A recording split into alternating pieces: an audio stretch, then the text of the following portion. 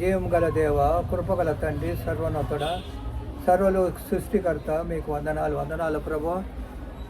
ఈ ప్రభు దినములో ప్రభా నాయన ఇక్కడ కూడి ఉన్న ప్రతి ఒక్క బిడ్డ ప్రభా నీ సన్నిధిలో ప్రభా నాయన హృదయపూర్వకంగా యేసు ప్రభు మా దేవుడు, ఆయనే మా రక్షకుడు, ఆయన మమ్మల్ని దీవిస్తాడు, ఆశించాడు, బలపరుస్తాడు, శ్రమలు బాధలను తప్పించి నిత్య వారసత్వం పరలోక రాజ్యం తీసుకొని పోతాడని ఆశగలే హృదయాలతో ఇక్కడ ఉండగా ప్రభా నీ కృప నింపబడాలా, దేవుని నింపబడాలా, హృదయంలో ప్రతి ఒక్క వాంఛ తీర్చి ప్రభా మీరు మీరే నిజమైనటువంటి ఒక బలశాలిగా అందరినీ బలపరిచి స్థిరపరిచే ప్రభా ఇంకా ఎదుగుదల దయచేసి ప్రార్థనలోను ప్రభా నీ వాక్యంలోను ఎదిగి ప్రభా నేను మహింపరిచే బిడ్డలుగా ఉండగా జీవించమని ఆశించి బలపరిచి స్థిరపరచమని ఆయన ఒకరిద్దరు ముగ్గురు నా నాయపేట ఎక్కడ ఉంటారు అక్కడ నేను ఉంటాను వాగ్దానం చేసిన దేవుడు. ఆ వాగ్దానం ప్రకారం ఇక్కడ ఉండి ప్రభా మా హృదయాన్ని పరిశీలించమని మాకు ఏమోసం దయచేస్తూ ఆత్మ సంబంధమైన ఆహారం మాకు మెండుగా దయచేయమని నిత్యులకు తండ్రిగా సమాధానకర్తగా ప్రభుగా రాజుగా నిన్నే స్తుతించి ఆరాధించి మేము గణపరుస్తున్నాం. నీ ప్రేమ నింపబడాలా, దీవెన నింపబడాలా, ఆశ నింపబడాలా, రాకడొక్క సిగ్గుతుగా ఉండి మమ్మల్ని ప్రభా దీవించి ఆశను బలపరిచి మేము సిద్ధపడి ఆ యొక్క రాకడల ప్రభా నీ సన్నిధిలో వెలుగుగా ఉండలాగన మమ్మల్ని దీవించమని యేసుక్రీస్తు నామలో ఈ ప్రపంచంలో ఆరాధించే ప్రతి ఒక్క దేవుని బిడ్డ కొరకు ప్రార్థన చేస్తున్నాం ప్రభా. ప్రతి ఒక్క బిడ్డ కూడా ప్రభా నాయన తండ్రి ఆత్మలో నింపబడి పరిశుద్ధాత్మ వారం కుమ్మరించబడి అనేకులు మారు మనసు పొంది ప్రభా నేను నీ యొక్క దీవెన పొందుకుంటూ దీవెనకరంగా ఆశీర్వాదంగా ఉండలాగన దీవించి ఆశని బలపరి స్థిరపడతామని దీన ప్రార్థన యేసుక్రీస్తు నా పేట ప్రార్థన చేసి వేడుకుంటున్నా ప్రభా. ఆమేన్. హల్లెలూయా. దేవుని నామానికి మహిమ కలుగును గాక. ద్వితీయోపదేశకాండం 31:8 కొన్ని మాటలు మనం దేవుని సన్నిధిలో మొరపెట్టాలని ఆశపడుతుండగా ఇశ్రాయేలీల మధ్యలో మోషేతో దేవుడు పలికిన మాట. ఇశ్రాయేలీల మధ్యలో మోషేను అక్కడ ఏం చేస్తాడు? మోషేను నడిపిస్తాడు. ఆయన వాళ్ళ ఇశ్రాయేల్ జనాంగాన్ని నడిపించి ఎక్కడికి కానాను తీసుకొని పోయేదానికి మోషే నడిపిస్తాడు. అప్పుడు దేవుడు మోషేతో పలికిన మాట. మోషే ఆయన నత్తివాడు, ఎందుకు పనికిరాని వాడు, ఆయన భయపడుతున్నాడు. కానీ దేవుడు ఏమంటున్నాడు? నువ్వు భయపడిపోక అంటున్నాడు. అంతేకాకుండా దేవుడు మాట ఏం చెప్తాడంటే మోషేతో దేవుడు పలికిన మాట ఏమంటే నీ ముందర నడిచేవాడు యెహోవా. హల్లెలూయా. మోషే అజ్ఞానవంతుడు, జ్ఞానము లేనివాడు, నత్తివాడు, మాటలు రాదు సరిగ్గా. ఏం చేస్తాడు? ఆయనకి ముందర నడిచేవాడు యెహోవా అంట. అప్పుడు ధైర్యంగా పోవచ్చు. అదే మనం మోషే నత్తివాడు, నువ్వు నేనైతే నత్తే కాదు, అన్నింటిలో బలహీనలము, చదువు రాని వాళ్ళము, ప్రార్థన రాని వాడము, వాక్యం చదవని వాడము, తప్పులు చేసేవాళ్ళు, అన్ని నిందలు అన్ని పాలు. కానీ మనము ఎప్పుడైతే భయపడతా దేవుని దగ్గర నిలిచినప్పుడు మోషేకి ఇచ్చిన అభయం నీ మనం కూడా ఇస్తాడు. నీ ముందర నడిచేవాడు యెహోవా, ఆయన నీకు తోడై ఉండును. రెండో మాట చూడండి, నీ ముందర నడిచేవాడు యెహోవా, ఆయన నీకు తోడై ఉంటాడంట, తోడుగా ఉంటాడంట. చూడండి, మనం ఎక్కడైనా కొంచెం భయపడతా ఉంటే అక్కడ పోలేకుండా ఉన్నప్పుడు మన స్నేహితులతో అరే నేను కొంచెం పోవాలా, అక్కడ కుక్కలు ఉంటుంది, భయంగా ఉంది అంటే అప్పుడు ఏం చేస్తాడు? అరే పరబాబా నేను వస్తా, నీతో కూడా పో, నేను వచ్చి ఏం చేస్తాము, ఇద్దరు పోతామని ఏం చేస్తాడు? ఒక కర్ర పెట్టుకొని ఆ కుక్కలంతా తర్వాత పోతాడు. ఆ విధంగా ఇక్కడ యెహోవా ఎవరికి ముందు నడుస్తున్నాడు? మోషేకు ముందు నడుస్తు. ఎందుకు? మోషేకు ఇశ్రాయేల్ జనాంగానికి వాగ్దానం ఇచ్చినాడు, పాలు తేనె దేశానికి వెళ్ళి తీసుకొని పోతామన్నారు. ఈ ఇశ్రాయేల్ జనాంగం ఏమిటంటే బానిసలుగా ఉంటారు. ఆ బానిసలు గంటలు తీసుకొని మోషే ఏం చేస్తాడు? నడిపిస్తాడు వాళ్ళని. ఆయనకి వాళ్ళు ఏమంటున్నాడు? నీ ముందు నడిచేవాడు యెహోవా, ఆయన నీకు తోడయుండును, ఆయన నేను వీడేవాడు. చూడండి ఎంత గొప్ప మాట చూడండి. తోడుగా ఉంటాడంట, ఆయనతో కూడా నడిచి వస్తాడంట. ఆయన విడవడు అంటే ఎప్పుడు ఆయన నేను ఎడవడు. కాబట్టి మనం ధైర్యంగా ఉండాలి. మనం కూడా ఆయన ఎందుకు ఈ లోకానికి వచ్చిన పాపను రక్షించడానికే. ఆయన చెప్పిన మాట ఆదాము ఏం చేసినారు? వినలేకుండా పోయినారంట, మరణం వచ్చింది, శాపంగా మారిపోయింది. మరణం వచ్చినప్పుడు మరణం అయిపోయిన తర్వాత మరణం సమయంలో ఈ అపాధి ఏం చేస్తుంది, ఆదాము శోధించడం ప్రపంచంలో ప్రతి ఒక్క మానవుని శోధిస్తూ ఉంది. కాబట్టి దేవుడు ఏం చేస్తాడు, మోషతో ఉన్నప్పుడుగా మోషతో నేను నడిచినట్టుగా నేను నీకు నడుస్తాడు. ఆయన నిన్ను విడువడు, నిన్ను ఎడబాయడు, భయపడకము విస్మయమొందము. చూడండి, ఆయన నిన్ను విడువడు, నిన్ను ఎడబాయడు. ఎడబాయడు అంటే ఏమి? ఇప్పుడు మనం పోతూ ఉంటాము, టక్కని మన కాలికి ఏదైనా గుర్తుకుంటుంది అనుకో, మనం ఏం చేస్తాము, టక్కని ఆ చోట్ల కూర్చుంటాము. కాలు గుర్తుకున్న తర్వాత ఏదో దాన్ని తీసుకుంటూ కూర్చో. కానీ అక్కడ ఆయన ఏమంటాడంటే, నీకు కాలు కూర్చున్నా, నీకు కష్టం వచ్చినా, నష్టం వచ్చినా, బాధ వచ్చినా నేనేం చేస్తాను, మోషే నీకు తోడుగా ఉన్నాను, పద నడువు, ఇశ్రాయేలు నడిపించంటాడు. ఎంత ధైర్యం ఇస్తున్నాడు. ఆ ధైర్యము నీకు నాకు దేవుడు ఇస్తున్నాడు. ఈరోజు నువ్వు నేనేం చేయాలా, భయపడకుండా దేవుని మాట ప్రకారం మనం ఏం చేయాలా, దేవుని చదువులో పనిముట్టుగా వాడబడుతూ ప్రార్థన చేసుకుంటా. మనం పాపులమే. ఎందుకు? ఆయన పాపుల కొరకే యేసుప్రభుని పంపించినాడు. ఆయన ఎందుకు యేసుప్రభుని ఈ లోకానికి ఎందుకు పంపించినాడంటే తన కుమారుని పంపించినాడు. కుమారుడు అంటే ఆయన పవిత్రమైన దేవుడు కాబట్టి ఆయన ఎందుకు పంపించినాడు? మనం తిరిగి పాపంలో పడి నశించిపోకుండా తిరిగి మనం ఏం చేయాలా, దేవుని బిడ్డలుగా ఆ పరలోక రాజ్యం, ఆ నిత్యవాద పరలోక రాజ్యంలో కూర్చోవాలి. కాబట్టి ఇక్కడ ఏమంటున్నాడు, ఈ యొక్క ఇశ్రాయేలు నడిపించే మోషే అన్నాడు, భయపడకము విస్మయమొందకము అని ఇశ్రాయేల్ అందరూ ఎదుట అతనితో, ఇశ్రాయేల్ ఎదురు అందరితో చెప్తున్నాడు. అయ్యో మోషే, నువ్వు భయపడబాక, ఎందుకు భయపడతావు? నేను ముందు నడుస్తా ఉన్నాను, నీకు తోడుగా ఉంటాను, నిన్ను విడువను, నిన్ను ఎడబాయను, భయపడకము విస్మయమొందకము అని ఆ ఇశ్రాయేల్ జనానికి మధ్యలో అందరితో చెప్తున్నాడు. చూడండి, అదేవిధంగా ఈరోజు మనందరం మొదలు దేవుడు ఈ మాట చెప్తున్నాడు. అయ్యా నువ్వు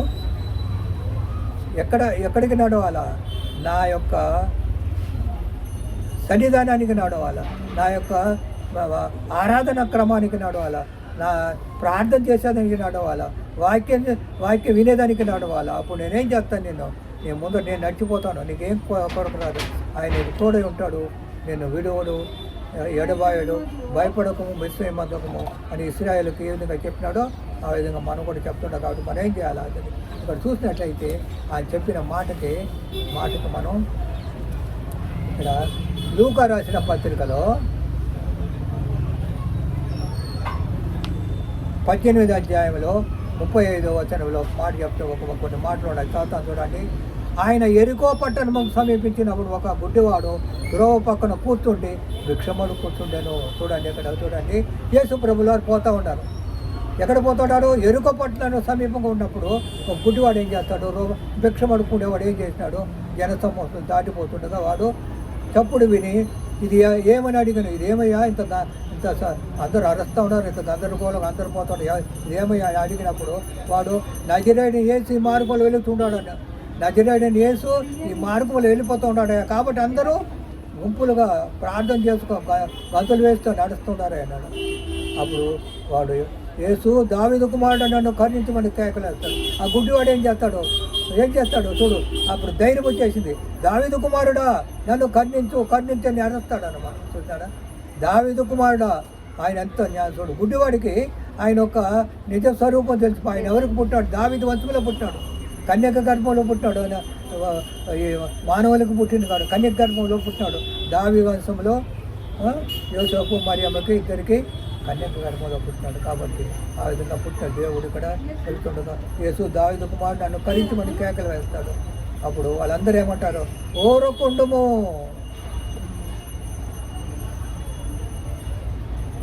నడుస్తుండిన వారు దాన్ని గద్దించి వాడిని మరి ఎక్కువ గద్దించిన ఊరుకా ఉంటాయా, ఎందుకు అరుస్తావు నువ్వు? ఆయన దేవుని కుమారుడు యేసు వారు పోతుండగా నువ్వు ఎందుకు అరుస్తావు అట్లా, ఆయన పిలవక అంటుంటాడు. అప్పుడు చూడండి, మానవులంతా ఏం చేస్తారు మనకు అడ్డం. ఇప్పుడు మనం దేవుని సన్నిధికి పోతామంటే అనేక ఇది వస్తుంది. ఇప్పుడు నేను ఈ సంచి ఎత్తుకొని మా ఇంట్లో బయట వచ్చేటప్పుడు పక్కన వాళ్ళందరూ చూస్తా, ఎక్కడ ముసలోడే ఇంత పెద్ద సంచి ఎత్తుకొని ఆదివారం పోతుంటాడు. ముసలోడు సంచి ఎప్పుడు తిరగడ పోతాడు, ఎక్కడ కూడా ఈ సంచి ఎత్తుకొని ఆదివారం ఎక్కడికి పోతుంటాడు అని వాళ్ళ మనసులో క్రియేట్ అయ్యి మా కొడుకు దగ్గర అడిగినాడు. ఏంటంటే అంటే ఆయన ఎక్కడికి పోతాడే వాళ్ళ ఫ్రెండ్స్ దగ్గర సంచి ఎత్తు కానీ అట్లా కొడుకు రాజులు అవి ఎంత పెట్టుకొని పోతాడు అని అని చెప్తాను మాటకి. కానీ అక్కడ చెప్పలేని స్థితిలో ఉంది.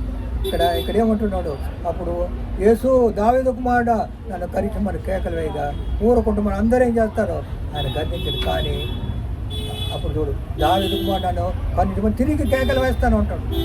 మనం కూడా ఏం చేయాలి? కష్టం నష్టం బాధల్లో ఈరోజు ఇప్పుడు అమ్మగా అక్కడ పడుకునే ఉంటారు.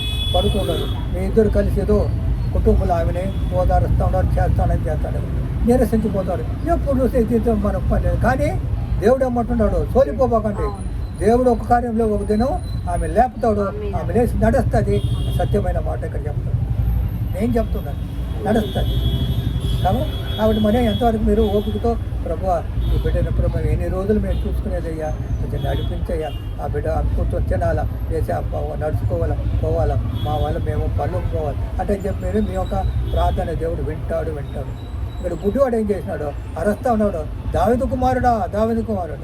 చూడండి అక్కడ ఏం చేస్తాడు, వాడు దగ్గర వచ్చినప్పుడు చూడండి అంతటా యేసు నిలిచి వాడిని తన యొద్దకు తీసుకురమ్మను. యేసు కూడా నిలిచి తెచ్చుకోరమ్మంటాడు. చూడండి అదేవిధంగా మన కష్టాలు ఒకరోజు ఇప్పుడు మా అమ్మగారికి విడినెస్ వచ్చి పడిపోయి లేలేదు. ఇప్పుడు నిన్నటి నుంచి వాంతులు, ఏదైనా వాంతులు, బలహీనం, ఏం చేసేదానికి ఏం చేయాలి? ఈరోజు నేను బయట రావాలి కదా. నేను రావాలంటే కొంచెం ఆమె నేనేం చేయడం, ప్రభా నేను చెత్తముంటే నన్ను నడిపి, లేకపోతే నేను ఇక్కడ ఉండాలి, అంత ఉండాలని. అయ్యా నాకు భలే శిక్ష ఇచ్చినావు ప్రభా, అది అపవాదం చేసిన పని, నువ్వు కాదు నాకు ఏంటంటే అయ్యా నా శిక్షను తప్పించండి. అదేం చేసి నేను రాత్రి ట్యాబ్లెట్స్ అంతా ఇచ్చినావా, వాంతులు అవ్వకుండా టాబ్లెట్స్ ఉదయకాలు వేసుకొని తిన బాగుండేది కదని అని చెప్పేసి ఆమెకు ప్రార్థన చేసేసి నేను వచ్చేసిన. ఇప్పుడు 7 గంటకి తినేదిలే, ఆమె ఏం పెట్టినా తినేదిలే. వాళ్ళు నేను కొంచెం బలవంతం చేసి అది కూడా తినేదిలే. ఏం తినకుండా పెద్ద ఇదైపోయాడు, మైకం పడిపోతామని ఏం చేస్తాను. కానీ ఇక్కడ గుడ్డివాడు లేచి అరస్తా ఉన్నాడు, దావీదు కుమారుడు నన్ను కరుణించండి. అప్పుడు ఇక్కడ చూడండి, అంతటా యేసు నిలిచి వాడిని తన వద్దకు తీసుకురామని వాడు దగ్గరకు వచ్చినప్పుడు ఆయన నీకేమి చేయకూరుతుందని అడిగాడు. నాకు ఇప్పుడు మన ప్రార్థనలో మనకేం అడుగుతాడు దేవుడు, అమ్మా నీకెందుకు మాకు కష్టం వచ్చింది, నష్టం వచ్చింది, 3 నెలలు ఎందుకు మనం పనికి పోలేదు, ఎందుకు నీకేం కష్టం వచ్చింది, ఎందుకు పనికి పోలేదు దేవుడికి తెలుసు. కానీ నీకు దేవుడికి తెలుసు, మాకు తెలుసా? తెలియదు. మేము అడుగుతాం, అమ్మా ఎందుకమ్మ 3 నెలలు పోలేదు అంటాం. చెప్తాను మాటకి దేవుడికి అంత ప్రభువా చూపు పొందుకోరుతున్నాను, నాకు చూపు కావాలయ్యా అని. ఇప్పుడు మీకేం కావాలా, మనకేం కావాలా? మనం ఇక్కడ ప్రార్థన చేస్తూ ఉంటాం, వారం ప్రార్థన. అదే అక్కడ పడుకొనే ఉంటుంది, వింటదిలే, చెవులు వింటుంది, కానీ పడుకొని ఉంటుంది. ఆ పడుకొని ఉంటే లేచి నడవద్దా? ఎప్పుడు నడుస్తుంది? అప్పుడు మన ప్రార్థన వేస్ట్ అయిపోదా? కాబట్టి యేసు ప్రభు ఏం చేసినాడు, గుడ్డివాడిని కళ్ళు ఇచ్చినాడు. ఇప్పుడు బిడ్డ నడవద్దా? నడవాలంటే మనం బలపడాలా. దావీదు కుమారుడా అన్నప్పుడు ఇక్కడ ఏం చేసినాడు, దావీదు కుమారుడు అన్నప్పుడు అందరూ సైలెంట్గా ఉంటున్నాడు. మనం కూడా ఏం చేయాలి? ప్రార్థన చేస్తాను, లేచి నడుస్తుంది, అంతే. ప్రార్థన చేస్తాను, దేవుడు గొప్ప కార్యం. అర్థమైంది కాబట్టి దేవుడు ఈ మాటలు మనం హృదయాల బదువు. కాబట్టి ఏం చేశాడు, కళ్ళు చూపు పొందుకున్నాడు. ఆ చూపు పొందుకున్న దానివల్ల దేవుడు ఏం చేసినాడు, చూపించినాడు. కాబట్టి మనం కూడా ఆదరిస్తాడు, కనికరిస్తే కట్టబెట్టుకోవాలి. చిన్న ప్రార్థన చేసుకుంటాము. మిగిలిన ప్రేమ నమ్మకం ప్రభు నీ యొక్క కృపాదాయ కనివిత గుడ్డివాడిని నువ్వు చూపునిచ్చినావు. కాబట్టి ప్రభా మీ కష్టం నష్టంలో బాధలో ఈ కుటుంబంలో బిడ్డ పడుకుంటుంది, ఎప్పుడు రోజున అనారోగ్యం ఉంది ప్రభా. ఆ బిడ్డను లేపి కూర్చోబెట్టమని, ఈ కుటుంబంలో అందరికీ శాంతి సమాధానం కలుగజేయమని, మమ్మల్ని అంతా దీవించమని యేసుక్రీస్తు పేట, యేసుక్రీస్తు మా ప్రార్థన ఆలకించేందుకు మీ కోట్లాదాన్ని చెల్లించి వేడుకుంటాం తండ్రి. ఆమేన్.